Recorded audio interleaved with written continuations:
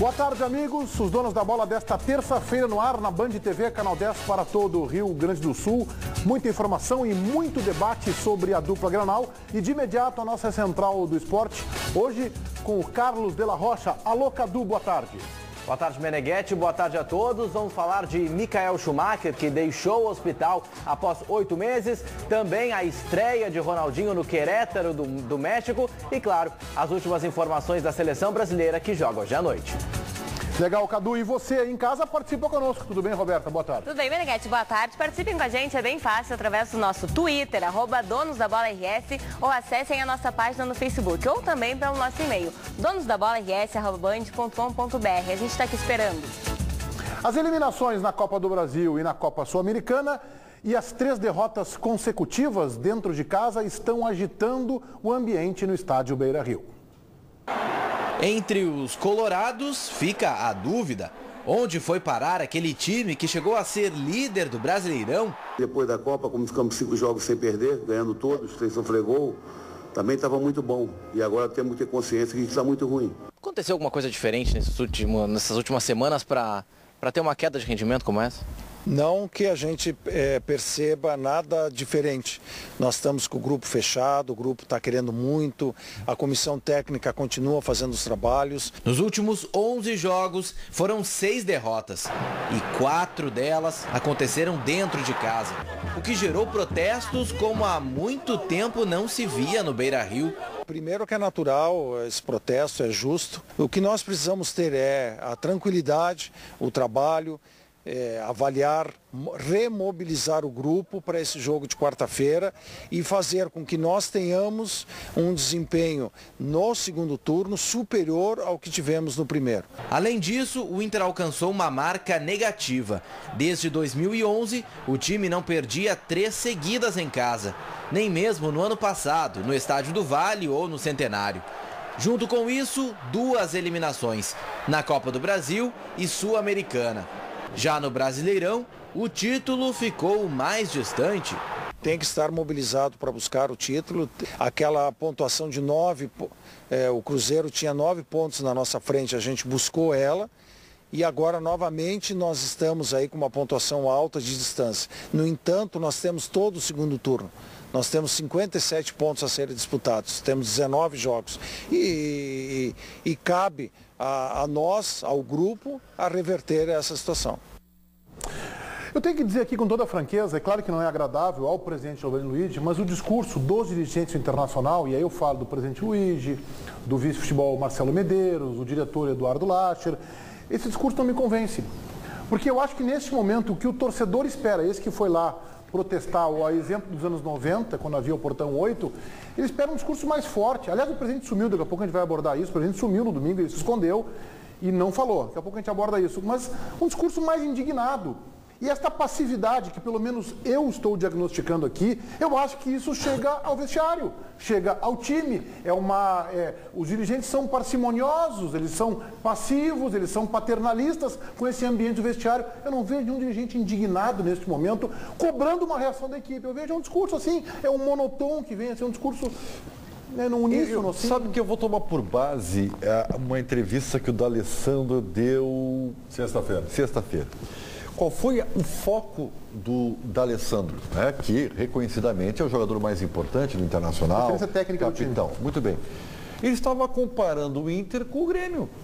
Então, me parece... Durante o Campeonato Gaúcho, até aceitável. Não é, mas é que aí tu no brasileiro também. Não, aí tá. Aí tu nem o Grêmio se comparar com o Inter, nem o Inter com o Grêmio. Daqui a pouco o Grêmio pode passar o Inter na tabela, o Grêmio fica em sexto e o Inter em sétimo. Claro. E aí tá legal? Não tá legal, Chico. Isso não. Não tá legal. Não, mas então, os dois são uma referência. Isso aí, não, mas isso acaba sendo um comodismo. É que pra quem aí tu coloca um galpão, a nossa aldeia aqui como para quem para quem quer ser campeão brasileiro, a referência não é o Grêmio, é o Cruzeiro. Mas tu quer ser campeão brasileiro, que tu tem que buscar o líder. Vou pegar 2 momentos da história. Década de 90, o Grêmio não fazia ideia que o Inter existia. Sim. Anos 2000, o Grêmio não existe para o Internacional, o Inter ganhou tudo. Quando a referência para um é o outro do Rio Grande do Sul, não ganhou nada. Pode pegar a história para ver se não é assim. E sobre a passividade da direção, o ponto principal para mim é justamente a cobrança ao treinador. Porque futebol não pode ser o único meio, a gente que está falando em profissionalização, em que o técnico de futebol mande em todas as ações do vestiário. O clube tem que ter ingerência, especialmente no que diz respeito ao aproveitamento de categorias de base, que é um patrimônio do clube. O que o Abel está fazendo com as categorias de base, sem que a direção faça nada, não tem cabimento. Mas quando contrata o Abel, sabe que está contratando isso também. Sabe que está contratando um treinador que é uma instituição para o clube, que é um treinador experiente, de referência, e sabe que está sujeito a um domínio maior além das coisas do vestiário. Então errou quando contratou. Bom, agora o detalhe é o seguinte, os problemas do Inter, eles são muito fáceis de se resolver, né? Muito fácil. É muito fácil resolver. Como assim? Cobra algumas posições do treinador e resolve. O time volta de novo a jogar. Ajudaria bastante. Claro. Ajudaria bastante. Eu não vejo os dirigentes do Inter com esse perfil aí, Daniel. Aí se justifica 2 eliminações e a derrota. Eu falei ontem aqui, quando me disseram ontem que os dirigentes do Internacional estão indignados com o que o Abel está fazendo com a base do Inter, para mim é pior. Porque significa que estão indignados e mesmo indignados não fazem nada. Nós temos o presidente Giovanni Luiz tentando explicar por que, afinal de contas, silenciou no domingo e não se manifestou mesmo quando o protesto era justamente um dos mais... Era ele, vamos acompanhar. Normalmente fala alguém do departamento de futebol. O Marcelo Medeiros falou ontem, ele é o primeiro vice-eleito e é o vice-presidente de futebol. Mas sempre que eu fui procurado por vocês, tanto é que hoje, fora do horário, eu saí de uma audiência para vir aqui dar a satisfação, que é uma obrigação minha, eu estou aqui. Eu nunca me furtei quando alguém ligou de dar a satisfação e dar as explicações necessárias. Acontece, presidente Giovanni Luiz, que aí faltou a percepção dele, o momento não era normal. Anormalmente quem fala é o futebol e tal. O momento não era normal, ele era absolutamente anormal. Havia um ambiente de pressão enorme. Fazia muito tempo que nós não observávamos isso, um protesto com tanta intensidade, com tanta veemência, de quase 200 torcedores pressionando, principalmente Abel Braga, Rafael Moura e o presidente do clube. O presidente silenciou. Então, não se justifica e, neste momento, ele deveria ter falado domingo à noite, não para as emissoras de rádio, e sim para o torcedor. Aquele que protestava lá e os outros que estavam no estádio, que estavam torcendo pelo Internacional naquele jogo. Então... pecou o presidente, esse silêncio, eu acho que ele pode inclusive custar caro, porque o presidente tinha que falar, era o discurso externo e interno. Quando ele usa o microfone, ele fala inclusive para o seu jogador e para o seu treinador e para o seu dirigente. E ele não soube usar a imprensa a seu favor naquele momento. Eu me lembro... Desculpa, né? A gente tem que fazer essa comparação, mas eu me lembro de uma eliminação do Grêmio na Libertadores recente. O Grêmio estava fora e que o Simon Bianchini, nosso colega da Rádio Bandeirantes, ligou para o presidente Fábio Koff meia-noite. Exatamente. E o presidente Fábio Koff disse o seguinte: acho que eu tenho que falar, né?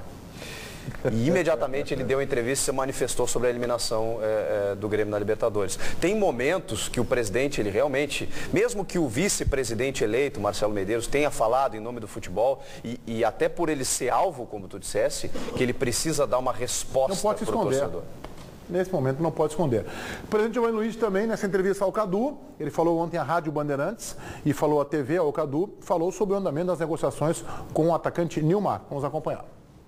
Nós posicionamos aí em torno de uma semana atrás para o procurador de jogador e para o jogador que o Internacional tinha interesse em começar uma conversa. Eles pediram, especialmente o procurador, que nós aguardássemos ele resolver a questão do clube no qual ele atuava. No momento que ele tivesse a resolução dessa questão jurídica, ele voltaria a conversar com a gente.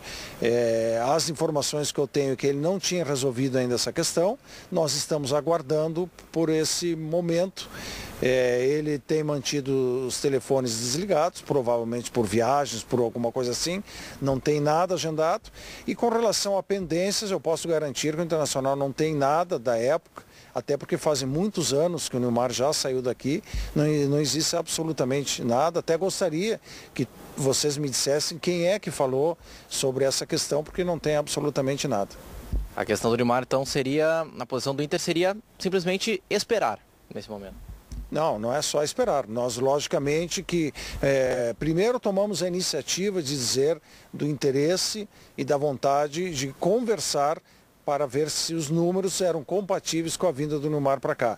E depois a gente vem mantendo monitorado essa questão do procurador do atleta e não temos conseguido falar com ele há mais 3 dias, provavelmente por questão de fuso horário, de o celular estar desligado. Eu sabia que ele ia do Catar para a Espanha e depois nós não tivemos mais nenhum contato. E seus números, que tanto se fala em números, eles são compatíveis com a realidade do Inter? Não foi falado em nenhum momento sobre valores. Me explique manter monitorado o assunto, Ribeiro Neto. Bem riberiano isso aí, né? Se não for falar em valores, não tem proposta, né? Tá atualizado com o que está acontecendo. Se ele vai para Roma, a questão onde é que o Orlando da Hora está, se ele comprou o ticket para viajar. A questão é muito simples. O Orlando da Hora viajou porque o Orlando da Hora tem por objetivo colocar o Nilmar em um clube da Europa. E o Nilmar ainda não tem o passaporte comunitário. Exatamente. O Orlando da Hora não quer que o Nilmar retorne para o futebol brasileiro. Essa é a informação. O que ele fez? Ele foi ao Catar para acertar a rescisão que não ocorreu, porque só vai ocorrer no momento em que o Nilmar abrir mão do que ele tem a receber, porque aí o clube que contratar o Nilmar terá que dar uma compensação financeira para fazer com que o Nilmar abra mão desse valor e jogue imediatamente. Então, o objetivo é fora do Brasil. O Inter fez uma proposta, o Nilmar não respondeu, a proposta do Inter existiu, embora o Orlando da Hora tenha dito que não, ela existiu, e o Nilmar ontem retornou, ontem à noite, para Porto Alegre, e teria dito que retornaria com novidades. Mas até agora nenhuma manifestação em relação ao encaminhamento de negociação. Está circulando uma informação que o Inter contratou o Nilmar, não é verdade. O Inter não contratou o Nilmar e é uma negociação complicada. Eu vou dizer uma coisa com muita tristeza que eu vou dizer isso. Porque eu acho que todos vocês sabem, acho que o telespectador sabe, que nos acompanha, da minha admiração pelo Nilmar e de quanto eu gostaria de vê-lo no Internacional. Só que eu estou achando que esse negócio não é viável. A questão é jurídica, Ribeiro. Mas não é nem por isso. O Nilmar está muito afastado do futebol competitivo e só vai jogar no que vem. É isso aí. Tá, o Inter precisa para agora. Mas mesmo assim, não, aí que tá, Ribeiro. Eu acho que mesmo com essa possibilidade dele jogar em alto nível ano que vem, fazendo um contrato mais longo, tem que trazer. O problema é o seguinte, é que a contingência de mercado apresenta só o Nilmar como possibilidade de mercado. E o custo-benefício. A janela se fechou, é só o Nilmar que dá para contratar agora. A Rádio Bandeirantes, o presidente Giovanni Luiz também falou, garantiu a permanência. Acho que nem precisa botar esse trecho aí, entrevista ao Luiz Carlos Reck, na Atualidades Esportivas, que o Abel será a permanência do Abel até o final do ano. A gente sabe que isso pode mudar com os resultados. Quantas vezes o presidente já garantiu, todos os presidentes, não é só ele, isso é uma circunstância, mas fica claro que o Internacional quer manter e não está nem discutindo, pelo menos nesse momento, a permanência do seu treinador. Mas um insucesso contra o Lanterna do campeonato ia ser muito forte. Né? Esse discurso que vai ficar o treinador, a gente sabe que não dá para levar na ponta da caneta. Eu queria falar com você sobre essa nota oficial do Rafael Moura, que é óbvio que não foi ele que redigiu, né? É óbvio que não foi, né? Sim. Eu não sei, e o que me chamou tem uma nota longa, tá aí a nota aí, ó, uma nota longa.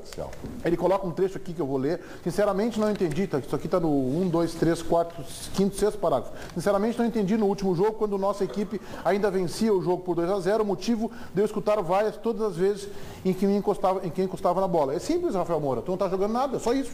Não tem outra explicação. Não está jogando absolutamente nada, está sendo vaiado que não toca na bola. Alguém pensa diferente aqui? Eu penso diferente. Então tá, ótimo. Eu acho assim, ó. Por que tu acha que ele está sendo vaiado?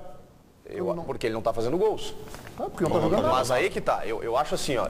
Vocês, ou talvez as pessoas esperem do Rafael Moura algo que ele não tem. O Rafael Moura, ele é um definidor.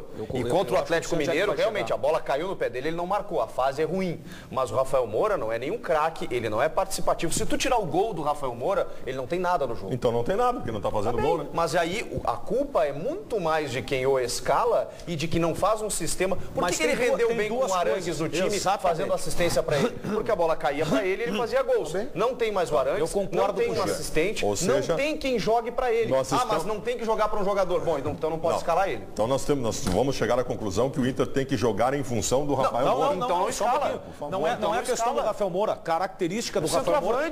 O jogador que ele é um Fred, ele mas o problema o jogador que hoje cairia pela forma de jogar como uma luva no time do Inter por característica é o Nilmar. Por característica, é um jogador de movimentação. O Rafael Moura não é um jogador de movimentação e o Inter joga como se precisasse o Nilmar. O problema é jogador com característica diferente. O problema é que tem treinadores ainda, especialmente os mais antigos, que tem numa cartilha que tu é obrigado a ter um 9 fincado na área. Essa crítica tem que ser feita ao Abel, porque o Abel não tem convicção no esquema. Uma hora ele bota 2 centroavantes, outra hora ele bota